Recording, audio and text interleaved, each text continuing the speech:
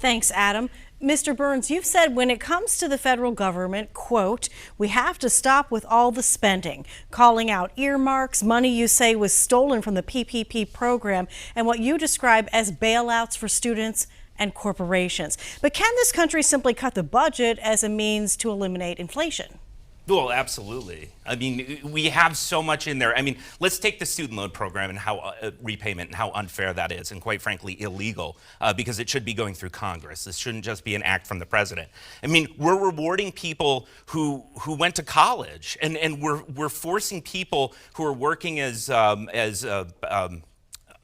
plumbers and custodians and car repairmen, and we're forcing them to pay for these, rich, or well-off college kids and their college education. It's unfair. And a lot of people are angry about it. And plus, it depends on how you got the loan, or I just finished paying off my loans, or I'm still in college and then I don't get this. But the more we continue to print this money, the more expensive everything gets. And you bring up the PPP. I was reading an article the other day that we're not even sure about how much fraud was really there. We're talking about hundreds of millions to billions of dollars that have gone overseas to crooks and criminals because we just wanted to get out the money as fast as possible. We need to be looking at our spending, and we need to be cutting back these programs, and we need to be keeping our tax money here in the state.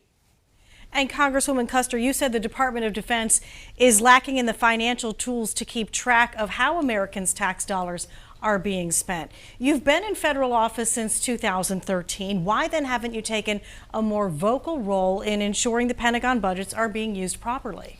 Well, I have, and we've worked with the House Appropriations Committee, Rosa DeLauro, the chair, to make sure that we have that accounting. What I was referring to is that we need to bring down the overall costs, and I think there's fraud and waste within that Pentagon budget. I think we can make cuts, and we can lower the deficit, and that's what we were doing with the Inflation Reduction Act when we took hundreds of billions of dollars off the deficit, and we brought down the cost of prescription medication. Finally, we're negotiating lower rates for prescription medication to give relief to seniors and to families right here in New Hampshire.